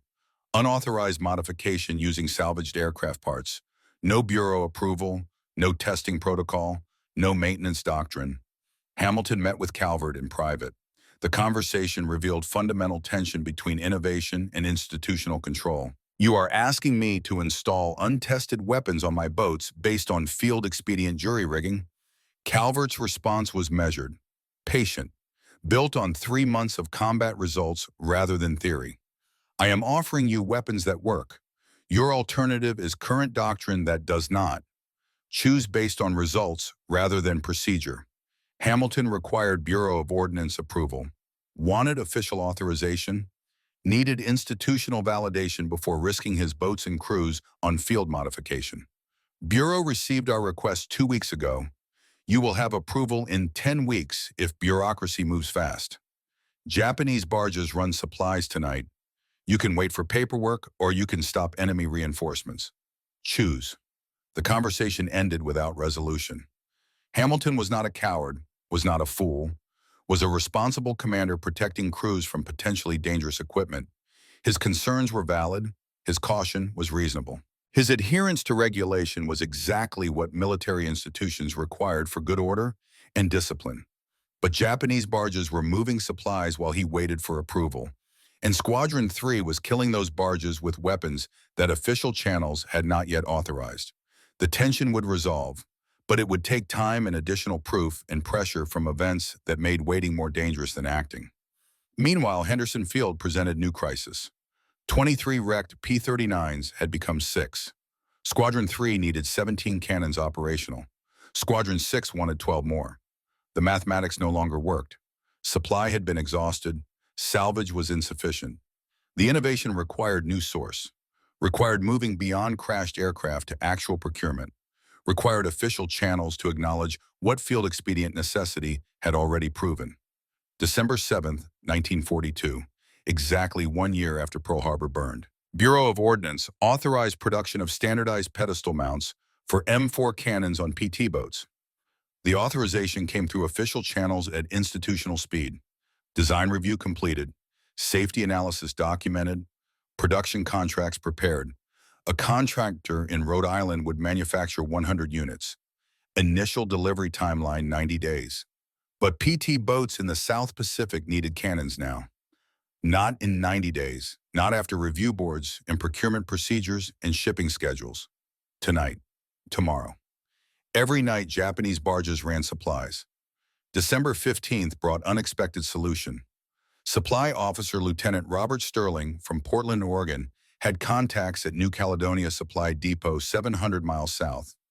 November shipment to New Caledonia had included replacement parts for damaged P-39 fighters, 12 complete M4 cannon assemblies. Brand new, factory fresh, still packed in Cosmoline preservative. The cannons were intended for aircraft repair at Henderson Field, but they never reached Henderson Field. Sterling's requisition was creative. Officially signed out cannons for P-39 maintenance at Henderson Field. Officially documented transfer. Officially proper procedure. Unofficially, Catalina flying boat transported cannons directly to Tulagi. Never touched Henderson. Never entered aircraft maintenance pipeline. Creative requisition.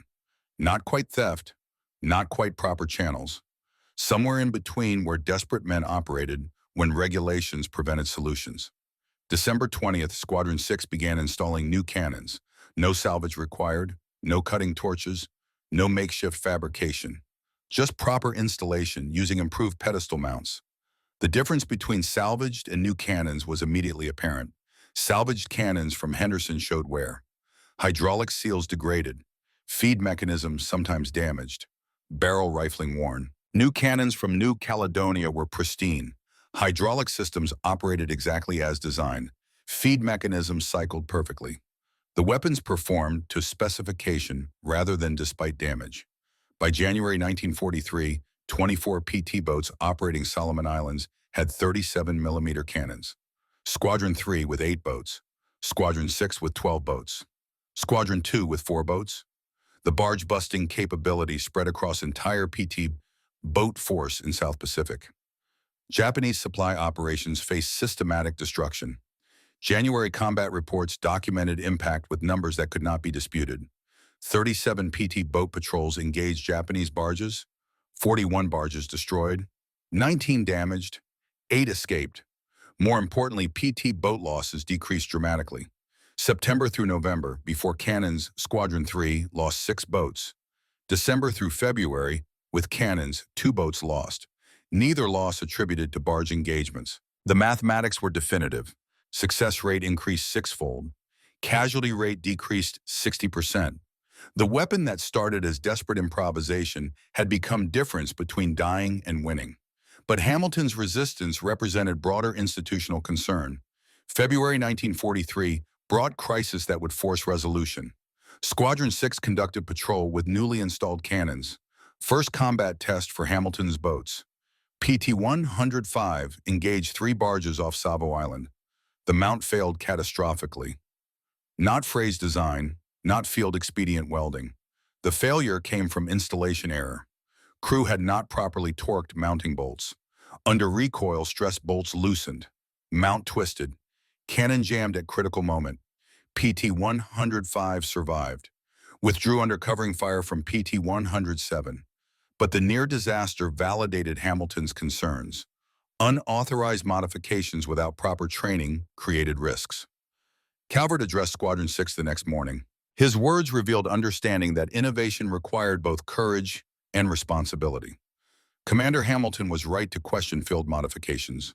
Proper procedure exists for good reasons. But 17 sailors died following proper procedure that did not work. We violated regulations because regulations were killing Americans. Now we need to make unauthorized innovation into authorized doctrine. He paused, looked at assembled commanders.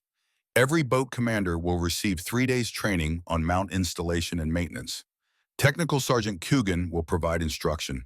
Chief Frey will inspect every installation personally.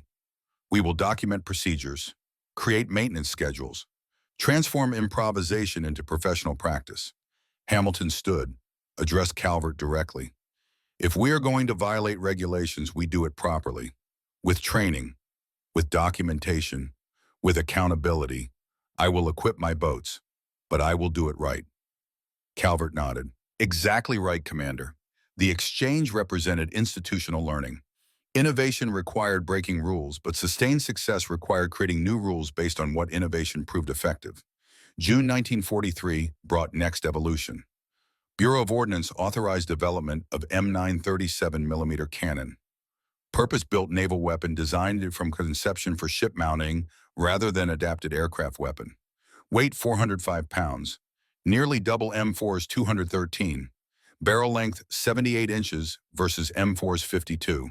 Muzzle velocity 3,000 feet per second. 50% faster than M4. The increased velocity meant flatter trajectory, better armor penetration, extended effective range to 1,000 yards versus M4's 600. Manufactured by Colt's Patent Firearms in Hartford, Connecticut. Production began August. First weapons reached Pacific October. Motor Torpedo Boat Squadron 15 received 24 cannons for installation. M9 required reinforced deck structures. Naval architects designed strengthened mounting points with steel plate backing. Modifications added 200-pound structural reinforcement per boat. Testing revealed immediate advantages. Higher muzzle velocity extended effective range dramatically. 400 additional yards of standoff. 400 yards where PT boats could engage barges before entering Japanese return fire range. Fewer American casualties.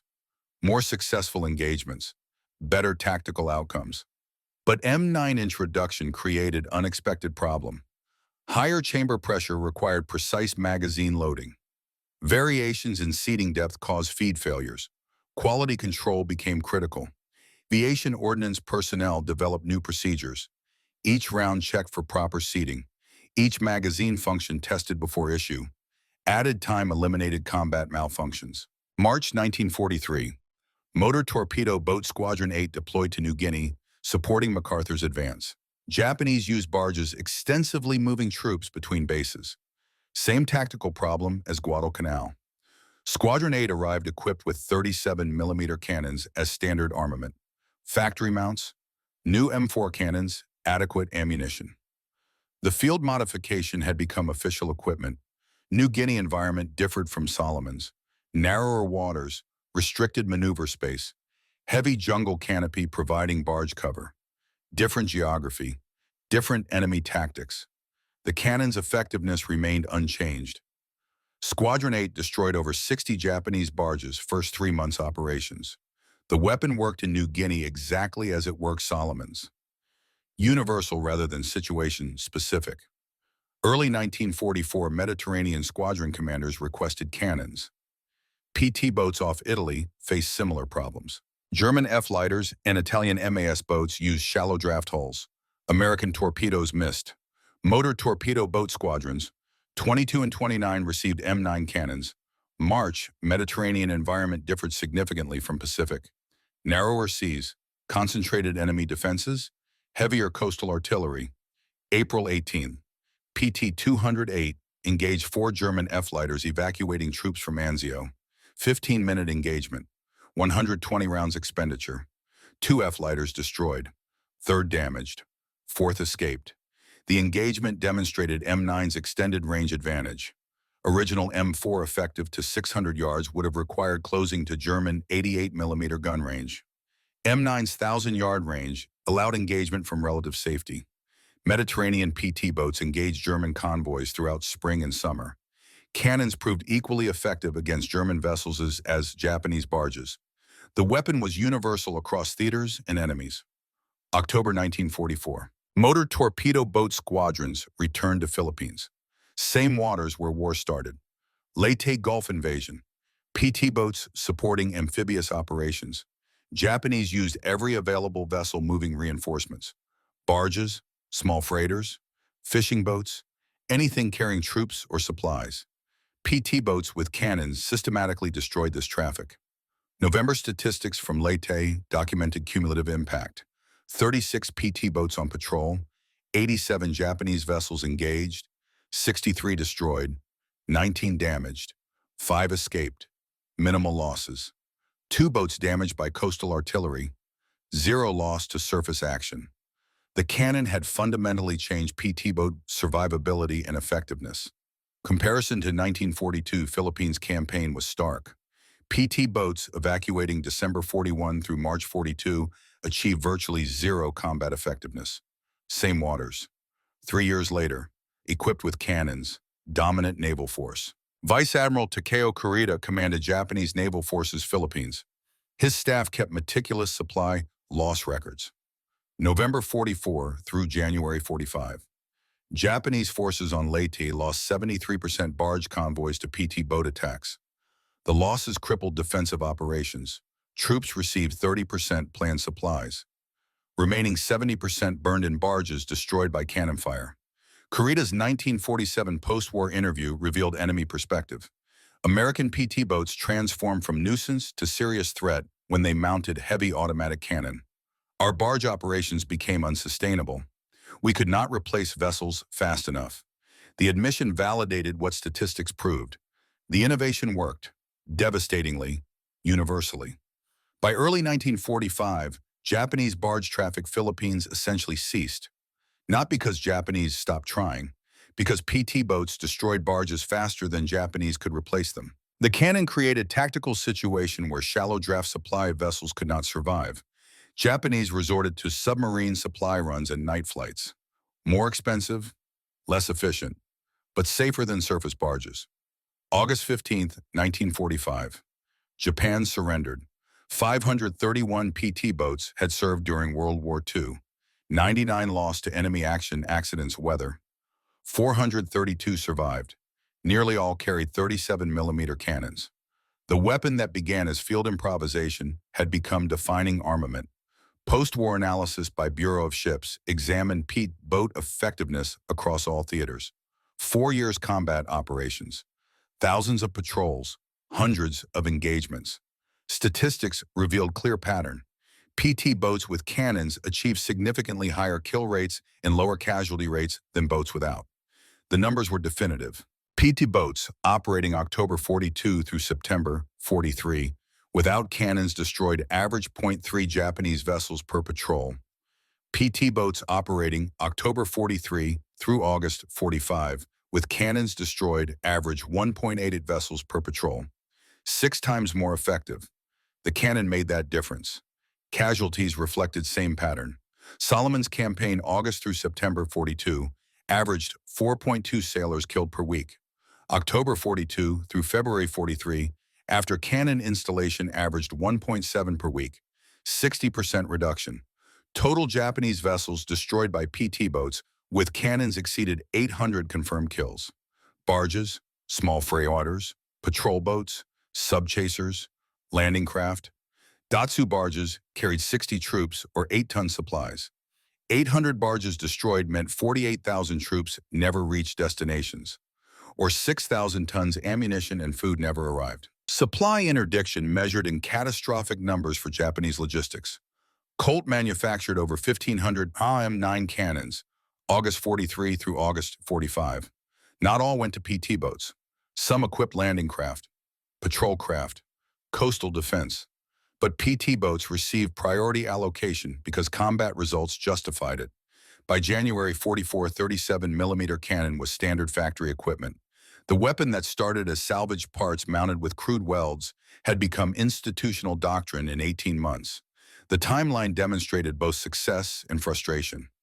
Success that field innovation could transform warfare when results proved value. Frustration that institutions moved slowly even when lives depended on speed. But it demonstrated something else.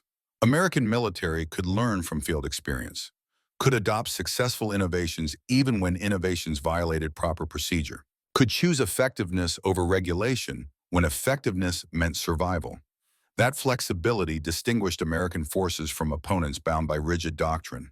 The 37mm cannon on PT boats became most successful field-modified weapon adopted by U.S. Navy during World War II.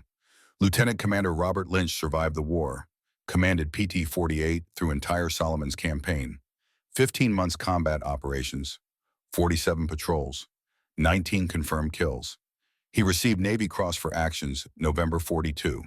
Citation specifically mentioned innovation of mounting aircraft cannons on PT boats, official recognition for unauthorized field modification that changed naval warfare.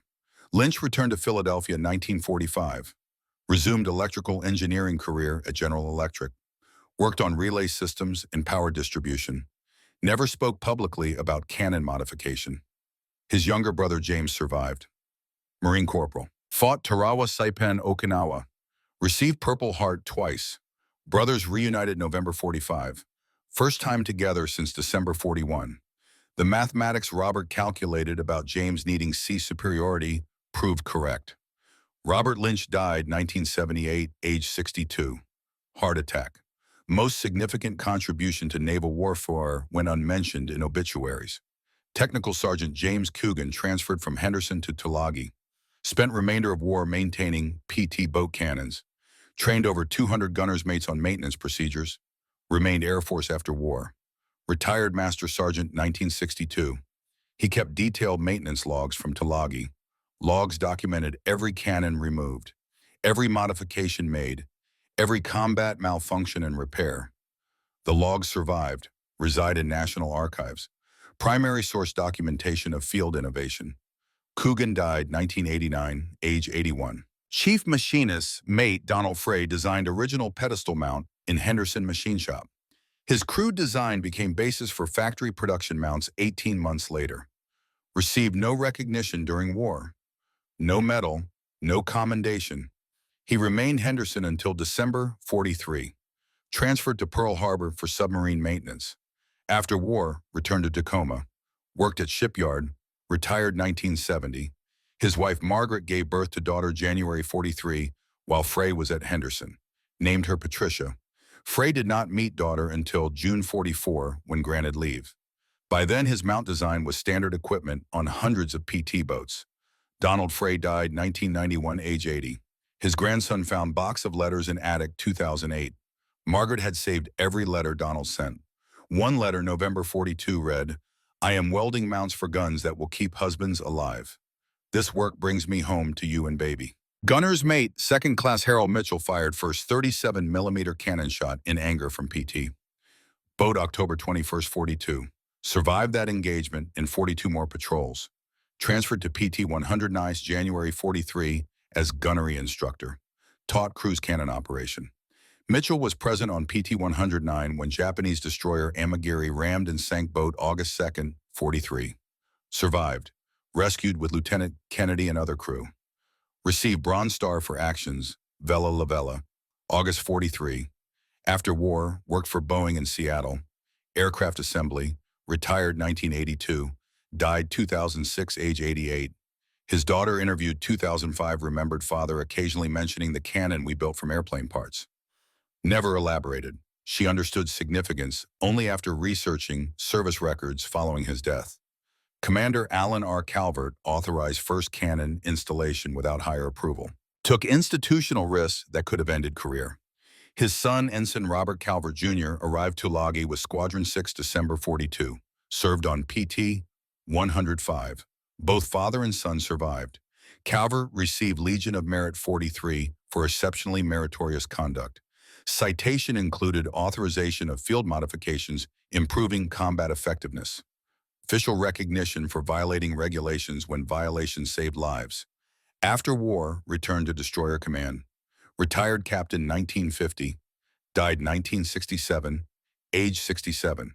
Of 531 PT boats served, only 12 survive today, 8 preserved as museum vessels, 4 in private ownership. Most retain 37mm cannon mounts. Some have operational M9 cannons. PT-617 at Battleship Cove in Fall River, Massachusetts displays functional M9 on bow mount. The mount is factory standard design developed from Frey's improvised pedestal. Visitors can see the weapon, touch the steel, understand this crude-looking mount. Revolutionized Pacific naval warfare. PT-658 in Portland, Oregon, fully restored to combat configuration. Carries operational M9 cannon. Veterans occasionally conduct firing demonstrations using blank rounds. The sound echoes across Columbia River. Each surviving boat represents the innovation story.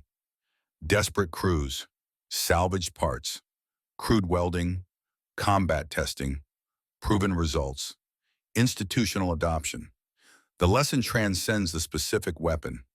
Innovation in combat requires commanders willing to take risk, crews willing to experiment, higher headquarters willing to evaluate results over doctrine, documentation proving effectiveness, metrics demonstrating improvement, Lynch documented results, Calvert supported modification, Bureau of Ordnance evaluated data. The system worked, slowly, imperfectly, but it worked. Modern military innovation follows similar patterns. Special operations forces modify equipment constantly. Combat units adapt weapons to specific environments.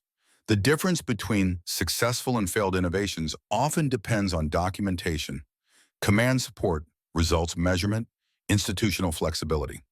The sailors who improvised first cannon installation, Henderson, October 42, could not predict their modification would become standard equipment. They solved immediate problem using available materials. Innovation succeeded because problem was real. Solution was practical. Results were measurable. 800 Japanese vessels destroyed by PT boats with 37mm cannons proved the concept. Proved desperate men with cutting torches could solve problems proper. Channels could not. Proved American ingenuity mattered more than American regulations when American lives were at stake. October 20th, 1985. Donald Frey stood at Battleship Cove looking at PT-617, 74 years old. Retired machinist. Ordinary visitor on ordinary autumn day. Except he was not ordinary. He had designed the mount that PT-617 carried, had welded the first crude version 43 years earlier in Henderson Field Machine Shop while worrying about pregnant wife and 12 men who would bet lives on his engineering. He walked slowly toward the boat. Security guard did not recognize him. Why would he? Frey had never received recognition, never been interviewed, never told his story to anyone who might document it. He reached the bow, touched the M9 cannon mount, factory precision, professional welds, bearing surfaces, machine smooth. Everything his crude version had not been. But this design came from his sketches, from calculations he made on aluminum sheet with grease pencil while generator cut out, and Margaret needed him home. Frey stood there touching cold steel, thinking about 12 men he had never met who had lived because his mount held. Thinking about Margaret, who died in childbirth, January 43. Thinking about daughter Patricia, he never knew well because war took years he could not recover. His hands were shaking, not from age, from memory, from weight of responsibility that never lifted even when war ended. A young sailor in dress whites approached. "Sir, are you all right?" Frey looked at the sailor, saw himself 43 years younger, saw every gunner's mate he had trained, saw Mitchell and Lynch and Coogan and all the men who had turned salvage parts into salvation. "I built this," Frey said quietly. "First one. Henderson Field, October 42. The sailor looked skeptical. "This is factory equipment, sir." "I know, but I built the first one. With scrap metal and hope and fear, it would kill everyone who trusted it." The sailor studied Frey's face, saw something there that made skepticism fade. "You really did this?" Frey nodded. "Touch the mount one more time." "My wife died while I was welding these." I never met my daughter until she was 18 months old. I spent those months building mounts so other wives would not receive telegrams. He paused, looked at the cannon, at the mount, at 43 years of memory compressed into cold steel. I need you to know something. Write this down if they let you document anything.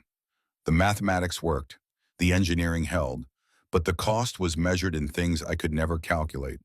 Time with family, years I cannot recover, a daughter who grew up without her father. Frey turned away from PT 617, started walking toward parking lot, stopped, looked back. It was worth it. Every weld, every midnight calculation, every moment away from Margaret. Because 12 men lived who should have died, and they went home to their families. That mathematics worked, that engineering held. He left Battleship Cove, never returned, died 6 years later. His visit went unrecorded, except in memory of one young sailor who told the story decades later, when historians finally asked about the men who had changed naval warfare. The mathematics Robert Lynch calculated, October 19, 42, proved correct. Better weapons meant better results, meant more Americans survived. Simple as that. Brutal as that. True as that. What he could not calculate was how 12 men with 9 hours would change naval warfare. How crashed fighters would become PT boat armament. How field expedient necessity would become factory standard equipment.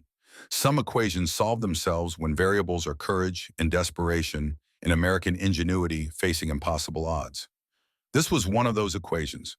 The solution was written in crude welds, in salvaged parts, in 800 destroyed Japanese vessels, and 17 sailors who stopped dying because someone violated regulations to save them. The mathematics worked. The sailors survived. The innovation succeeded.